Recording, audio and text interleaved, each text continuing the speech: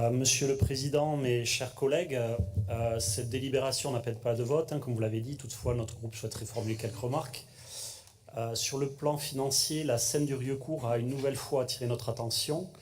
Pour rappel, cette Seine détient le Center Park du Lot-et-Garonne et a bénéficié d'un financement très important de la part de la région, ainsi que des différentes collectivités locales partenaires.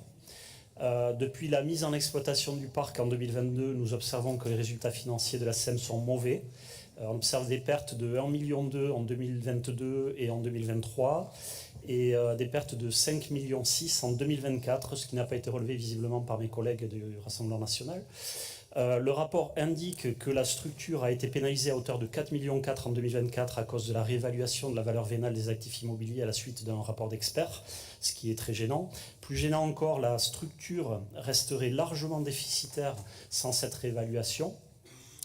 L'an dernier, donc, nous appelions à déjà de la vigilance et cette année, évidemment, nous vous interpellons une nouvelle fois. Les informations contenues dans le rapport sont très insuffisantes pour nous permettre d'avoir un regard éclairé sur la situation de la SEM. Nous en appelons donc à vos lumières et réclamons une vigilance accrue de votre part, d'autant que le niveau de la trésorerie baisse encore, on n'est plus qu'à 1 mois et demi de CA fin 2024, aujourd'hui je ne sais pas, et que la région est toujours caution sur le crédit principal à hauteur de 9 millions et un peu plus. Par ailleurs, nous restons toujours très réservés vis-à-vis du modèle de développement des Center Park. Il nous paraît douteux, tant au niveau des montages financiers que du modèle touristique en vase clos ou encore sur le plan environnemental. Et nous nous opposerons donc à tout projet de développement futur de ces Center Park. Par ailleurs, nous renouvelons également nos réserves quant au soutien accordé au projet de méga-bassine de Rives-et-Eaux du Sud-Ouest, la ex-CACG, et nous souhaitons vivement une inflexion de sa politique en la matière et appelons à une meilleure adaptation des cultures au changement climatique. À ce propos, comment ne pas évoquer la situation des stations de ski de la région qui sont frappées de plein fouet par ce phénomène. La Compagnie des Pyrénées doit réinventer un modèle économique pour ces stations.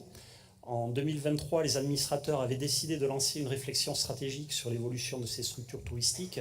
Une première restitution a eu lieu en 2024 et la poursuite et la mise en œuvre de cette étude a alors été demandée. Où en sommes-nous exactement? Serait-il possible d'accéder au contenu de cette étude? Voilà, ça serait sympathique de connaître un petit peu les choix qui seront faits. Enfin, un dernier point nous interpelle au sujet de la Compagnie des Pyrénées. La rémunération du nouveau directeur, à savoir 122 000 € par an, c'est beaucoup, nous semble-t-il, pour une structure qui fait seulement 1,7 million de chiffre d'affaires.